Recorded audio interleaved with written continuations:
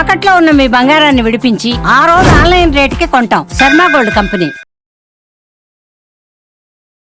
నమస్తే, welcome to Suman TV. నేను జానకి. మళ్ళీ కూడా వారం రోజుల నుంచి మనం చూస్తుంటే గోల్డ్ రేట్ మళ్ళీ ఫ్లక్చువేషన్ అయితే మళ్ళీ కంటిన్యూ అవుతుంది. ఇదే నేపథ్యంలో మళ్ళీ కూడా ఈరోజు గోల్డ్ రేట్స్ పెరిగినట్టుగా కూడా తెలుస్తుంది. ఇవే రేట్స్ కొనసాగుతాయా, మళ్ళీ ఏమన్నా తగ్గుముఖం పడుతుందా అని తెలుసుకోవడానికి మనతో పాటు మార్కెట్ అనలిస్ట్ ప్రశాంత్ గారు ఉన్నారు. వారిని అడిగి మరిన్ని వివరాలు తెలుసుకుందాం. నమస్తే సార్. నమస్తే.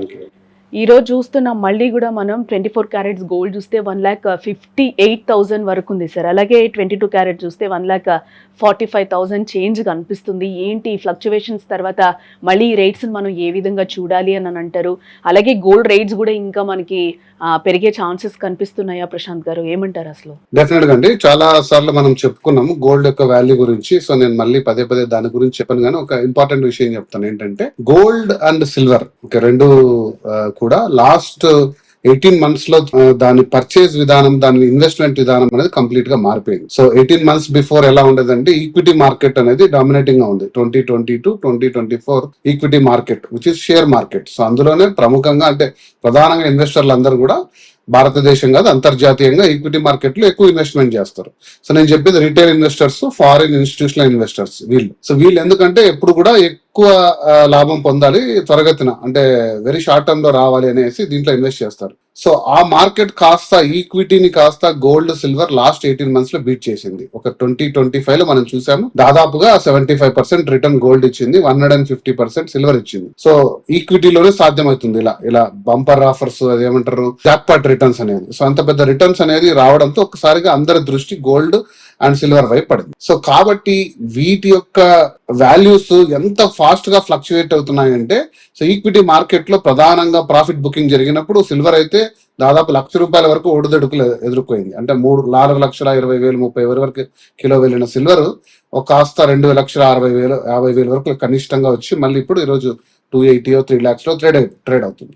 సో గోల్డ్ కూడా దాదాపుగా 170 వరకు వెళ్ళిన గోల్డ్ 145-50 వరకు వచ్చింది. సో బట్ ప్రధానంగా గోల్డ్ వరకు చూసుకుంటే గోల్డ్ కు ఒక డిమాండ్ ప్రైస్ ఉంటుంది. సో అప్రాక్సిమేట్ గా 140-150 కంటే అంత కిందికి వచ్చే పరిస్థితి లేదు. ఎందుకంటే ఆ ప్రైస్ వస్తే ఖచ్చితంగా మళ్ళీ ఇన్వెస్టర్స్ వచ్చి గోల్డ్ నే తీసుకుంటారు. ఎందుకంటే గోల్డ్ అనేది ఆల్టర్నేట్ కరెన్సీ, డాలర్ కి ప్రత్యామ్నాయ కరెన్సీ. అంతర్జాతీయంగా ఒడిదుడుకులు ఎన్ని ఉన్నా కూడా ఇన్ఫ్లేషన్ బీట్ చేస్తూ ప్రధానంగా ఒక సేఫ్టీగా అందరూ కూడా అన్ని దేశాలతో సహా ప్రభుత్వాలతో సహా ఇన్వెస్టర్లు ఇన్వెస్ట్ చేసే అంశం కాబట్టి గోల్డ్ ఎప్పుడు వాల్యూ తరగదని మనం ప్రతి వీడియోలో కూడా చెప్పాను. సో మీరు ఒక లాంగ్ టర్మ్ పర్స్పెక్టివ్ లో గోల్డ్ మీద ఇన్వెస్ట్ చేస్తే మీరు ఎప్పుడు డిసప్పాయింట్ కారు. అంటే మీకు లాస్ట్ ఇయర్ వచ్చినట్టు 75% వస్తుందా అని నేను చెప్పలేను, కానీ ప్రధానంగా చూసుకుంటే 140తో మొదలైందండి గోల్డ్ January 1, 2026. సో మార్కెట్ లో అంచనాలు చాలా మంది వేశారు, బట్ నేను స్పెక్యులేట్ చేయని నంబరు, బట్ మంచి రిటర్న్స్ వస్తాయి. ఆ రోజుతో రేట్ చూసుకున్నా కూడా 1 month లోనే మనకు 158 or 160 అంటే which is very good return. ఒక 20,000 గోల్డ్ అంటే which is equal to 15% in 1 month. So ఒక 15% పర్ యానం మంచి రిటర్న్ అనుకుంటే మనం సేఫ్ ఇన్వెస్ట్మెంట్స్ లో, అంటే ఎఫ్డీస్ కానీ మ్యూచువల్ ఫండ్స్ కానీ చిట్ ఫండ్స్ కానీ చూసుకుంటే 1 month లోనే అంత రిటర్న్ ఇచ్చింది, ఇంకా పెరిగే అవకాశం ఉంది. కాబట్టి గోల్డ్ ఎప్పుడు కూడా సురక్షితమైన పెట్టుబడి. మీరు అందరు కూడా ఎగ్జిక్యూట్ కాషన్. మీరు ఖచ్చితంగా వాటిని లాంగ్ టర్మ్ పర్స్పెక్టివ్ లో తీసుకోండి. మీ దగ్గర ఉన్న ఇంట్లో నగలన్నీ తాకట్టు పెట్టి క్రెడిట్ కార్డులు స్వైప్ చేసి అప్పులు తీసుకొచ్చి ఏదో ఒక 1 month లో 2 months లో జాక్పాట్ కొట్టాలి అని చాలా మంది, నేను విన్నాను కాబట్టి చెప్తున్నాను, నేను ఏదో ఊహించి చెప్పట్లేదు, చాలా మంది డిసప్పాయింట్ అయ్యారు.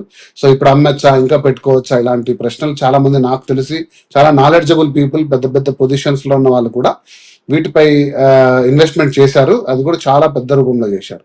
సో కాబట్టి వాటి గురించి మీరు ఎగ్జిక్యూట్ కాషన్. దయచేసి లాంగ్ టర్మ్ గా పెట్టండి. దీన్ని ఇన్వెస్ట్మెంట్ అసెట్ కంటే కూడా ఇన్సూరెన్స్ అసెట్ గా, మీకు ఒక సేఫ్టీ నెట్ గా దీన్ని వాడుకోండి. మీకుండే గ్రోత్ అసెట్స్ లో పాటు దీన్ని ఒక భాగంగా చేర్చండి. ఒక ₹10 ఇన్వెస్ట్మెంట్ చేసేటైతే గోల్డ్ లో బహుశా ఒక ₹15-20 వరకు పెంచుకోండి. కానీ మొత్తం మీ దగ్గర ఉన్న ₹100 తీసుకెళ్లి గోల్డ్ మీద పెట్టి తర్వాత రోజు వీడియోలు చూడడము, రోజు దాని ప్రైస్ చూసుకుంటడం అనేది కరెక్ట్ కాదు. సో అది నేను ప్రధానంగా చాలాసార్లు చెప్పాను, మళ్ళీ ఈ వీడియో ద్వారా కూడా అదే చెప్పదలుచుకున్నాను. గోల్డ్ ప్రైస్ ఎక్కడికి పోదండి. మీరు లాంగ్ టర్మ్ పర్స్పెక్టివ్ లో 2 years 3 years చూడండి, మీకు మంచి రిటర్న్స్ ఇస్తుంది గోల్డ్. అదే కానీ ఈ షార్ట్ టర్మ్ ఫ్లక్చువేషన్స్ లో కొద్దిగా అటు ఇటు జంప్ అవుతుండొచ్చు, కానీ గోల్డ్ అయితే అది చాలా మంది చెప్పినట్టు 60,000 పడిపోతుంది, 80,000 పడిపోయేది, ఆ సీన్ గోల్డ్ కి అయితే ఉండదండి. దానికి చాలా పెద్ద జనాలు కూడా సార్ అంటే ప్రశాంత్ గారు ఇప్పుడు జనాలు కూడా అదే చూస్తున్నారు. ఏవో కొన్ని రీల్స్ చూసో లేకపోతే సోషల్ మీడియా అవేర్నెస్ కూడా ఈరోజు ఏ విధంగా ఉందో కూడా మనం చూస్తానో, అది ఎవరు చెప్పారు ఏంటి అనేది నమ్మకుండా కూడా జనాలు కూడా ఒక అయోమయంలో ఉన్నారు. 70,000కి వస్తుందేమో, 80,000కి వస్తుందేమో, అప్పుడు కొనుక్కుందాంలే, ఇప్పుడు రేట్ ఎవరు పట్టించుకుంటారని. బట్ ఈ ఫ్లక్చువేషన్స్ మనం చూస్తుంటే చాలా దారుణంగా కనిపిస్తున్నాయి మనకి. అంటే ఈ రోజు ఉన్న రేట్ రేపటికి ఉండట్లేదు. అది మార్కెట్ క్లోజ్ అయ్యడానికి యాజ్ ఇట్ ఈస్ ఆ డేలో కూడా మనకి కనిపించని సిచ్యువేషన్ కనిపిస్తుంది. అలాంటి వాళ్ళకైతే మీరు చాలా క్లియర్ గా చెప్పాలి.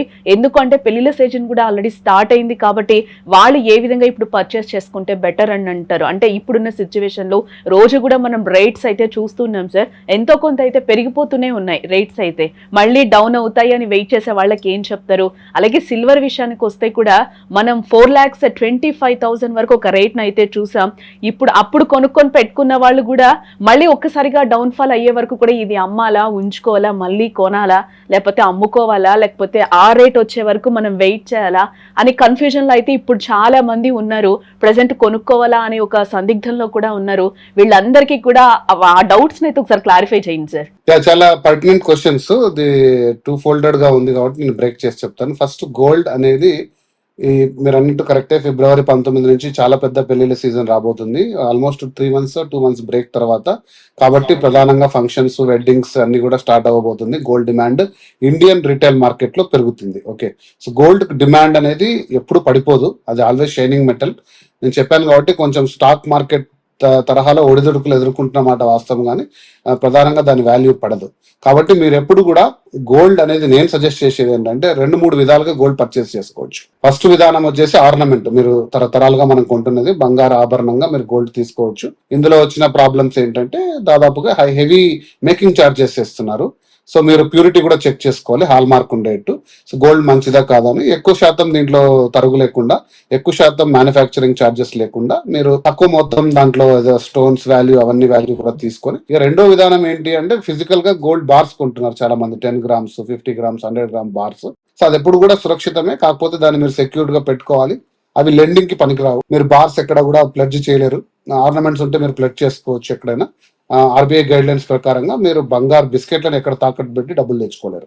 బట్ అది మీకు ఇన్వెస్ట్మెంట్ కరెక్ట్ అనుకుంటే మీరు సేఫ్ గా పెట్టుకోగలను మీ లాకర్స్ లో అనుకుంటే ఒకటి లేదా బ్యాంక్ లాకర్ లో పెట్టుకోవచ్చు.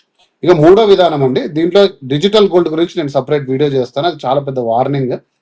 ఈ మధ్య సెబీ కూడా దానికి ఒక పెద్ద వార్నింగ్ ఇచ్చింది. దానికి చాలా కేర్ఫుల్. ఎందుకంటే మీరు చెప్పారు ఇందాక, గోల్డ్ ప్రధానంగా కొనడానికి కారణం ఏంటంటే డిజిటల్ గోల్డ్ రావడం. అంటే ఈరోజు మీరు ఫోన్ పే, పేటిఎం, గూగుల్ పేలో వెళ్తే 10 రూపాయల నుంచి స్టార్ట్ చేయొచ్చు గోల్డ్ కొనడం. ఓకే, సో ఎంత అయితే అంత తీసుకొని దాని వాల్యూని మళ్ళీ అమ్ముకోవచ్చు. అది చాలా చాలా రిస్కీ అనేది సెబీ ఇచ్చింది. నేను సపరేట్ వీడియో చేస్తాను మీ ద్వారా. అయితే ఇంకోటి ఈటీఎఫ్ అంటే ఎక్స్చేంజ్ ట్రేడెడ్ ఫండ్స్ వచ్చేసి స్టాక్ మార్కెట్ లో కమాడిటీస్ మీద ఈటీఎఫ్స్ ఉంటాయి. కమాడిటీ సిఎంఎక్స్ కాదు, ఇది సెబీలో బిఎస్సిలో లిస్టెడ్ అయిన స్టాక్స్. హెచ్డిఎఫ్సి గా, హిందుస్థాన్ గానీ, టాటా గానీ ఇలాంటి ప్రముఖ సంస్థలు దీన్ని గోల్డ్ చేస్తాయి. కానీ దాని వాల్యూ ఎప్పుడు కూడా స్టాక్ మార్కెట్ లో అనేది మూడ్ బట్టి ఉంటుంది. సో దాని వాల్యూ పెరగచ్చు, తరగచ్చు. బట్ ప్రధానంగా మెయిన్ గోల్డ్ వాల్యూకి కొంచెం దగ్గరలో ర్యాలీ అవుతుంటది ఇది. కాబట్టి ఇందులో కూడా మీరు ఇన్వెస్ట్మెంట్ చేసి ఎప్పుడు కావాలంటే అప్పుడు అమ్ముకోవచ్చు, తీసుకోవచ్చు. బట్ దాన్ని జాగ్రత్తగా పరిశీలించాలి.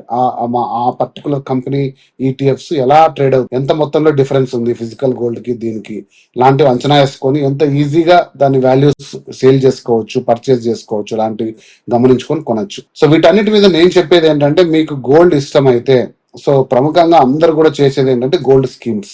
గోల్డ్ స్కీమ్స్ లో ఫస్ట్ అడ్వాంటేజ్ ఏంటంటే మీరు మార్కెట్ ఫ్లక్చువేషన్స్ కి ఎదుర్కొని ఒక 10 to 12 times ఎంటర్ అవుతారు మార్కెట్ లో. ఒక వన్ ఇయర్ లో 11 months 12 months పర్ మంత్ మీ అవకాశం బట్టి 10,000 50,000 20,000 ఇన్వెస్ట్ చేస్తారు.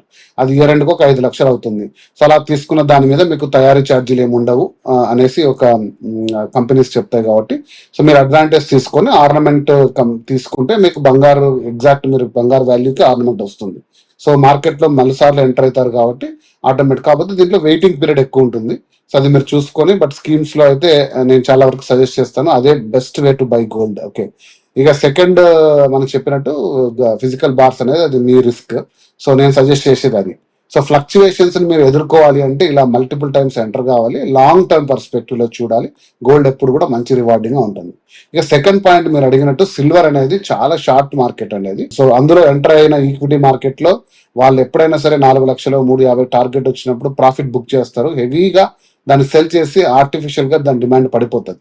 ఒరిజినల్ సిల్వర్ వాల్యూ అనేది పడిపోదండి. మనం చాలాసార్లు డిస్కస్ చేసాము. ఇండస్ట్రీస్ అనేది పెరుగుతూ పోతున్నాయి. ఈవీ మార్కెట్ కానీ, సోలార్ ప్యానెల్స్ కానీ, వాటన్నిటిలోకి సిల్వర్ కావాలి. అంత ప్రొడక్షన్ లేదు ప్రపంచవ్యాప్తంగా. అమెరికా కూడా క్రిటికల్ మినరల్ గా చెప్పింది. ఆస్ట్రేలియాలో ప్రధానమైన మైన్స్, సిల్వర్ మైన్స్, వాళ్ళు కూడా ఇంత సప్లై చేయలేకున్నామని చైనా కూడా ఆంక్షలు పెట్టింది.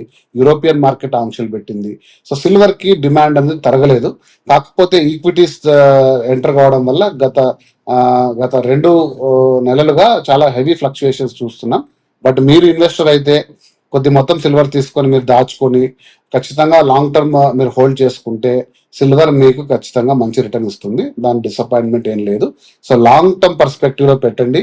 సో మీరు సురక్షితమైన పెట్టుబడులు పెట్టండి అని నేను చెప్తున్నాను. సార్ అలానే ఈక్విటీ మ్యూచువల్ ఫండ్స్ పరిస్థితి ఏంటి సార్? భారీగా కూడా మనకి గోల్డ్ ఈటీఎఫ్స్ లోకి కూడా పెట్టుబడులు వస్తున్నాయి అనేది అయితే ఒక మాట వినిపిస్తుంది. మీరు దీని గురించి ఏం చెప్తారు? సో మంచి ప్రశ్న వేశారు. ఈక్విటీ మార్కెట్ గురించి మనం చెప్పాల్సిన పని లేదు. ప్రపంచవ్యాప్తంగా ఏ బిజినెస్ ఛానల్ పెట్టుకున్నా, ఏ పేపర్ తీసుకున్నా వాటి గురించి కంప్లీట్ అనాలిసిస్ ఉంటుంది. సో నేను దాని వైపు వెళ్ళాను. కాకపోతే ఒక పాయింట్ చెప్తానండి. 2020 to 2024 వరకు ప్రధానంగా ఇన్వెస్టర్లు అందరూ కూడా భారతదేశం కాదు, ప్రపంచవ్యాప్తంగా కూడా స్టాక్ మార్కెట్ లోనే చేశారు. ప్రధానమైన తమ ఇన్వెస్ట్మెంట్స్ అందరూ కూడా అది ఇదర్ డైరెక్ట్ స్టాక్స్ పర్చేజ్ చేయడం కానీ, లేదా మ్యూచువల్ ఫండ్స్ ద్వారా. మ్యూచువల్ ఫండ్స్ అంటే కామన్ అసెట్స్ అండి. ఒక కంపెనీ వచ్చేసి మీ తరపున షేర్లు కొని వాటిని దాచిపెట్టి దాని వాల్యూ మీకు కొంచెం కొద్ది మొత్తం బ్రోకరేజ్ తీసుకొని ఇస్తుంది. సో మ్యూచువల్ ఫండ్స్ అర్థం కాని వాళ్ళకు చాలా ఈజీ సబ్జెక్ట్ అది. షేర్ మార్కెట్ అర్థం కాని వాళ్ళకు. బట్ దీంట్లో రిటర్న్స్ కొంచెం తక్కువ ఉంటాయి స్టాక్ మార్కెట్ తో పోలిస్తే, బట్ కొంచెం సెక్యూర్డ్ గా ఉంటుంది. బట్ 2020 to 2024 లో ఈ మార్కెట్ అనేది చాలా ఫ్లై అయింది. బట్ 25-26 అమెరికాలో ఉన్న రిసెషన్ కారణంగా ప్రపంచ స్థాయి ఆర్థిక మరియు తర్వాత యుద్ధ వాతావరణ దృష్ట్యా ఈ ఈక్విటీ మార్కెట్ మీద కాన్ఫిడెన్స్ తరుగుతూ వచ్చింది. సో అందులో అంత పెద్దగా రిటర్న్స్ రావట్లేదు. పెద్ద షాకింగ్ గా స్టాక్ ట్రేడ్ అవ్వడం కూడా జరిగింది. సో ఇందులో ఉన్న చాలా మంది రిటైల్ కానీ, ఇన్స్టిట్యూషనల్ ఇన్వెస్టర్స్ కూడా ప్రధానంగా కమాడిటీ ట్రేడింగ్ వైపు వచ్చారు. ఎందుకంటే 2025లో చూశారు పెద్ద జంప్ వచ్చింది గోల్డ్ కి, సిల్వర్ కి. అంత పెద్ద రిటర్న్ ఇస్తున్న మార్కెట్ లో మరి ఇన్స్టిట్యూషనల్ ఇన్వెస్టర్స్ ఉండకుండా ఎందుకుంటారు?